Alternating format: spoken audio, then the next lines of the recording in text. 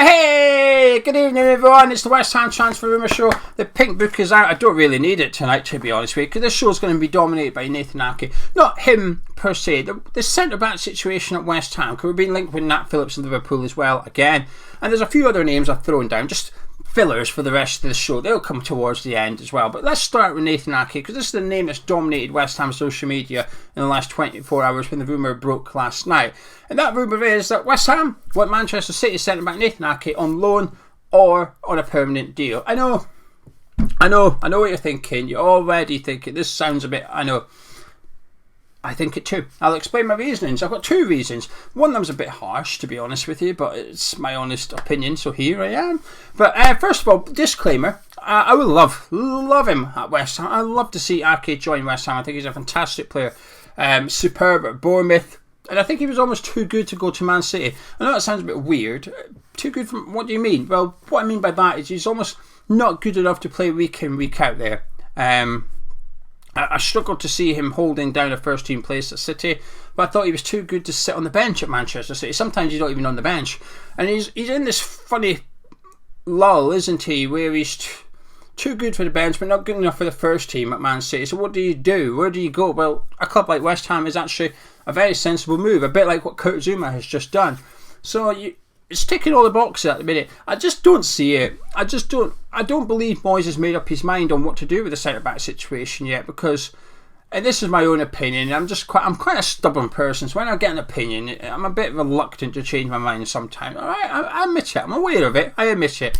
And my opinion when Ogbonna got injured was Moyes would probably wait until late on in December. He would have a look at Dawson, Diop and Zouma. Because on paper, on the face of it, we've got enough talent there to see us through the next month. And then it's a case of, well, in January, do we just need somebody? Do we just need a stopgap, a little bit of cover, so that we've got 4 senior centre-backs until the end of the season, then we reevaluate, have a look at how Ogbonna's getting on ahead of next season, so on and so forth. And I still think we're in that situation. I don't think Moyes knows yet, because if we are going to go after someone like Ake on a permanent deal, or even Nat Phillips, it would suggest that the person that we're going to sign is, if everything goes well, there's a long-term solution. It's going to be a new partnership with Kurt Zouma at centre-back for West Ham. But then what do we do when Ogbonna's back next season? You've got 5 senior centre-backs, and it's too much. We can't afford that. We can't afford it at West Ham. We don't need 5 senior centre-backs. We only need 4.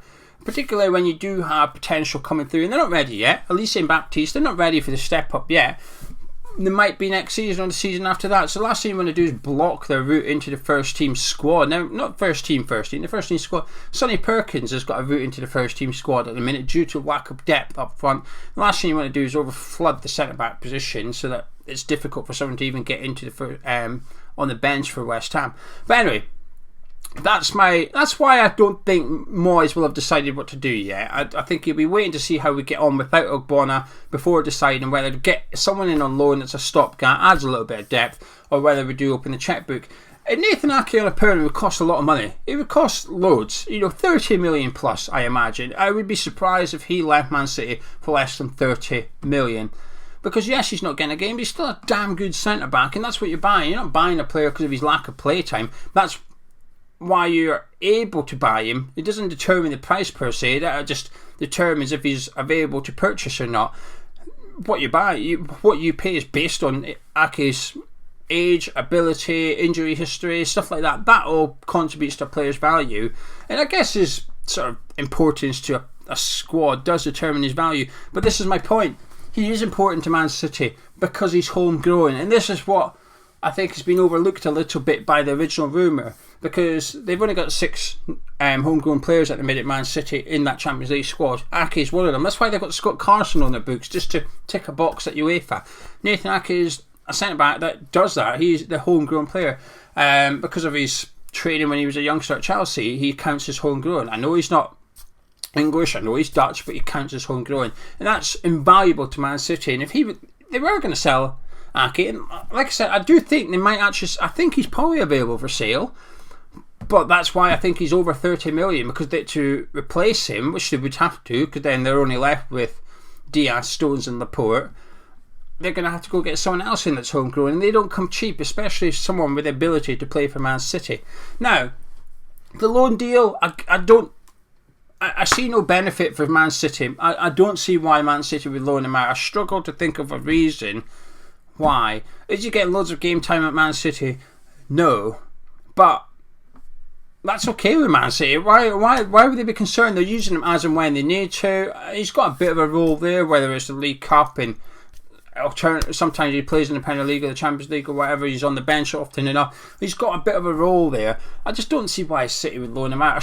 I struggle to believe this rumour to some extent. And the second reason, and this is the harshest one, and I do apologise, I had a look at where the rumours come from, almost like the track record over the summer, and there was one rumour that broke from there, in the 90 minutes that is, it broke from there saying we're after this striker called Larin. I don't even remember speaking about him in the transfer rumour shows, but obviously nothing came of that. There was another one saying that Lingard's set to leave Man United. That was never true. You know, we don't have no information at Hammers Chat, bar for one player, and he doesn't even play for West Ham. That is Lingard. And in the summer, we basically got told he's not going anywhere, man. You're not dealing with it. So that's why when I saw this article saying that Lingard's set to leave, I thought, well, that was incorrect. That was incorrect. We know it was incorrect. And then there was another one saying that West Ham we didn't pay 25 million for Kurt Zouma. I mean, we did. Not only was it wrong, it was very wrong. To be fair, there was another article about Kurt Zouma, about us being in talks with him, and we were going to pay 25 million and stuff. But it put me off the rumour a little bit. So I'm maybe jumping the gun. I'm just dismissing this rumour now, kind of thing. But anyway, while you're here, make sure you download the app that lets you keep up to date with all the rumours, the good ones and the bad ones. That is the One Football app. And unlike a lot Nathan Ake, it won't cost 30 million. It's completely free to download. The link is in the description and the pinned comments. When you download it, it combines social media, not the social media I was reading last night for the rumour on Ake, but combines social media with football. It's got that sort of idea behind it, where it says, what do you want to, who's your team, who do you want to follow? You say, I'll have a little bit of West Ham. I'll have a bit of Scotland, please. Oh, we're playing Ukraine. Wonderful. We're playing Ukraine in the World Cup qualifier. Yarmolenko. So I'm going to be supporting Scotland against Andrei Yarmolenko. Anyway, and when you do select your favourite team, it aggregates all the news and the gossip into one feed for you, and it's the best place to get a snapshot view of all the stats, the team lineups and stuff. And then tomorrow when we take on Chelsea at 11:30, you'll get a notification on your phone that says lineups out, West Ham against Chelsea. You click on it, it tells you who's starting, and it gives you their attempt at what they think is the formation and where everybody is playing as well. So get downloaded today and keep up to date with all the latest going on at your football club. Now, Nat Phillips, we're being linked with him as well. Now this one's a bit more believable. I actually believe this rumour more than the Ake one. And if I could pick between the two, by the way, I'd pick Ake. You know, the left-footed thing as well, I think we're missing it. I do think we're missing it. It is a bit of a luxury having a left-footed centre-back. There's not that many of them around in the Premier League. And you almost take it for granted when you've got Ogbonna. And then when he's not playing, you do sort of miss it a little bit. But like I said, in regards to the centre back, how serious is it we get how expensive, how important is the centre back position in January? I think it's quite important, but how much do we throw at it is what I'm trying to say. I think the jury's still out on that. Yes, we've looked poor without Ogbonna, but I think we've looked poor in a few positions, not just centre back. And actually, I think the defence has done okay without Ogbonna. I think it's been alright. Against Man City, I thought we were alright. I thought against Wolves, I thought Zouma and Dawson were bad, both of them. Against Brighton, I thought they were alright. Were they good? No, but I still thought they were alright. So I'm not convinced we're going to be splashing big money. But we can't afford it either. We can't. Whatever our budget is for January, if I said to you right now, how much do you think West Ham have got to spend in January? Bear in mind, Kretinsky's told us there won't be a big spend. And like I said, a big spend doesn't mean no spend. I'd imagine you're thinking between 20 and 50 million. I think lowballing it, you're thinking 20, and I think the optimistic person, West Ham fan, might be thinking we've got 50 million to spend. Even taking, let's go down the middle, 40 million. I think we've got about 40 million, and I'm guessing here. But if we're supposedly after a striker, a centre-back, and he who shall not be named from Old Trafford, that 40 million runs out pretty quick. It does disappear fast. So I'm not sure we've got loads of money for a centre-back. However, Nat Phillips' rumoured price is around about the 12 million. We've been linked with him in the summer, and he sort of ticks the David Moyes book, I think. I actually think he's the type of centre-back Moyes would like and would be able to work with, and probably more so than what Nathan Ake is. Is he available from Liverpool? Again, possibly, probably. We know Van Dijk's the main centre-back there. Matip's been in fantastic form this season. Gomez is coming back from injury. So they've also got young Williams too. So Nat Phillips is possibly someone they may very well be willing to sell. And unlike Man City, Liverpool could do with the money to some extent. They don't spend big, Liverpool. We know that. They've not got buckets of cash. So they do want to purchase players and improve in other areas. To some extent, they've got to raise the money themselves. And unfortunately, Bournemouth out of the league, so they can't sell all their players to Bournemouth. But Eddie Howe's back. That's good news for Liverpool, isn't it? Eddie Howe's back in the Premier League. So they've got an overrated English player like Jordan Ibe or Solanke or whatever. Just give Eddie Howe a ring and he'll pay 30 million. It's like a default price. Eddie Howe wants a Liverpool player, 20 or 30 million. He'll pay it. Nat Phillips is probably going to go to Newcastle now for 20 million. But again, another player I'd quite like at West Ham. I think he'd be... I believe this one more than the Nathan Ake one. Anyway, we're being linked with Sam Johnson. Gonzo's predictions sort of half coming true. Out of contract at West Brom in the summer. We're being linked to him for the summer rather than January. So we'll revisit that one later on this season, I guess. And then we're being linked with a few strikers. And when I say linked with, that's as much as it is. So Hlosek's back on the old radar, isn't he? We all know about him now. Have we ever watched him? Some people might have made the effort. I have to admit, I haven't made the effort. I've still not seen him play, to be honest with you. So as for Adam Hlosek, hopefully he does come in, because like I said, there's sometimes, and I think this is okay, by the way, I think it's okay to want a player you've never seen play based on other things. And part of me wants Adam Hlosek. Like I said, I think seen him play twice. It wasn't even for... No, it wasn't for Prague. There was once or twice I've seen him play for Czech Republic, right? But I don't want him because of what I've seen or not seen. I almost want him because of his reputation. I think that's okay. I know it's probably going to get frowned upon and people say, "Oh, you can't want to." I kind of get it. I would get the argument. But because he's linked to clubs like Dortmund and stuff, and there's all this hype around him, and there's journalists and football experts out there that know what they're talking about, like myself, and they all rate him as well. It's sort of like, well, I'm willing to go along with them. They say he's a good player, I'm okay with that. It's like when Fornals come to West Ham. When Paulo Fornals joined West Ham, I hadn't ever seen him play. I watched that under 20 competition or whatever it was that Spain were involved in the summer. We'd bought him. We hadn't played for West Ham yet, and he played for the Stoke and watched him then. But even prior to that, there was people that do watch the League of Football, and you sort of trust the opinion of, just because you see them so often, on whether it's on the television or you read their articles or whatever, and they were saying this guy's good, he's expected to end up at Barcelona one day, kind of thing, and that gets you excited. And I'm a bit like that with Adam Hlosek. Anyway, two more players. Jonas Wind, right? Okay, here's a player. He scores a lot of goals for Copenhagen, doesn't he? You can't deny that. Again, can't say I've ever seen him play. I've probably seen him play a couple of times, and if I have, it's not a good thing because I've not noticed him. But at 10 million, do I believe the rumour? To some extent, because I think this is probably the price bracket. I think anyone hoping for a big buck signing striker in January, I think is going to be left a little bit disappointed. I'm not sure that's the route we're going to go down. I think another Ajeti style punt, and speaking of Ajeti, the other guy we're linked with literally plays for his old club as well, and another Ajeti style punt is probably something that I'm expecting to see. I'm expecting a striker maybe on loan or around the 10 to 15 million pound bracket that we bring in, that's possibly never done in Premier League, but he's done it in another league somewhere else, like what Jonas Wind's doing over in Denmark. He's doing it in that league, he's done it. He probably deserves a move to a bigger club. He's linked to numerous Premier League clubs as well.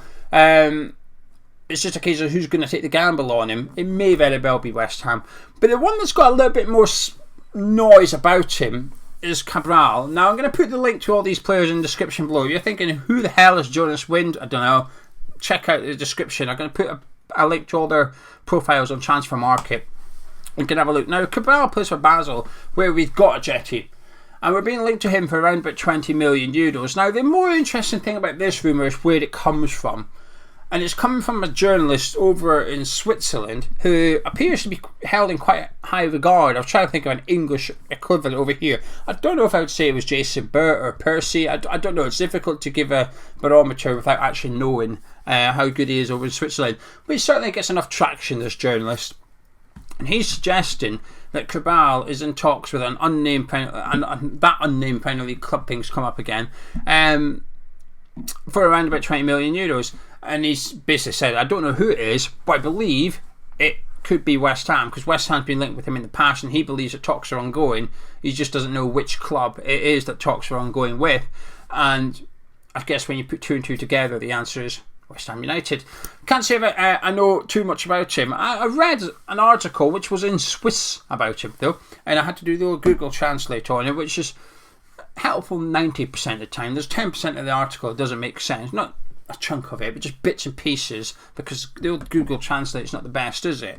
You click on it and you read it, that doesn't make sense. You've almost got to piece it together yourself. It's a bit of a game, really. But anyway, I read an article, a Swiss one, and they were basically raving about him, and they basically called him the angriest striker they've ever seen. And they said that anger is actually what makes him really good. He's got that aggression about him, and I thought, hello. Aggression to some people might he does use the word angry striker, to be fair, so he probably does just run around kicking people, but sometimes Wayne Rooney would have been labelled as an angry striker. Luis Suarez was labelled as an angry striker. Now, before someone gets into the stuff that Luis Suarez has done, that's not what I'm insinuating. I'm not referring to him biting people. I'm referring to the fact that they would hassle centre-backs, wouldn't they? They would chase everything. They would run a lot as a defender. You wouldn't get any peace again when you played against them. And I actually think that's the type of striker that David Moyes likes. I think Moyes wants somebody that will go chase the centre-backs, chase the loose balls. When there's a lost cause hit down into the channel, they'll chase it anyway. It's a bit like a dog, isn't it? You just want somebody who's going to run. And going by the Swiss article, thanks to Google Translate, clicked on Google Translate, did the thing.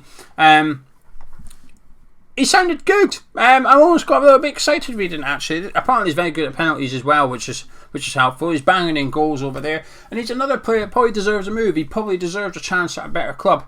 Now, we've also had our fingers burnt with a Jetty, but you got to remember, I could be wrong, but I think Salah played for them as well. I could have got this entirely wrong. I think Salah had a spell at that club.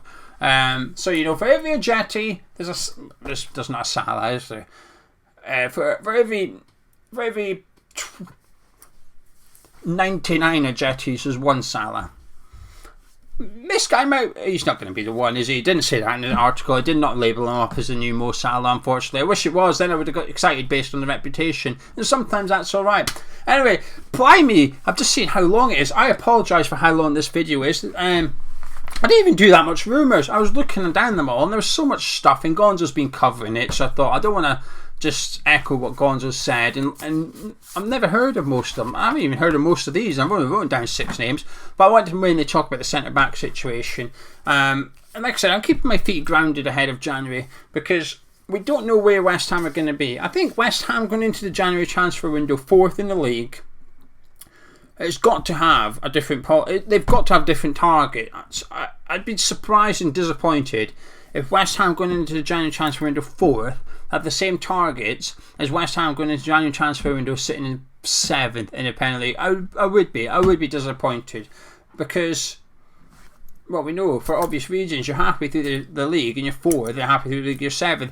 The target is probably aligned with where you are, and there's loads of the seasons to go. Of course, if you're 7th, you could still finish 4th, but it's probability, isn't it? And the probability is a lot greater if you're currently 4th in the league.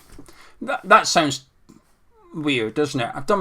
It makes sense up there. It's getting out. Anyway, I'm going to disappear. Apologies for bothering you all for so long. If you've enjoyed this Transfer Rumours show, drop a like on it. Subscribe to the news channel, and I'll be back tomorrow 11:25 AM. I'll be live tomorrow with a build-up show ahead of the Chelsea game on myself. I've got no Gonzo, he's off to the game, so I'm just by myself. So if you're not going to the game, come join me. I could do with some company. Catch you in a bit.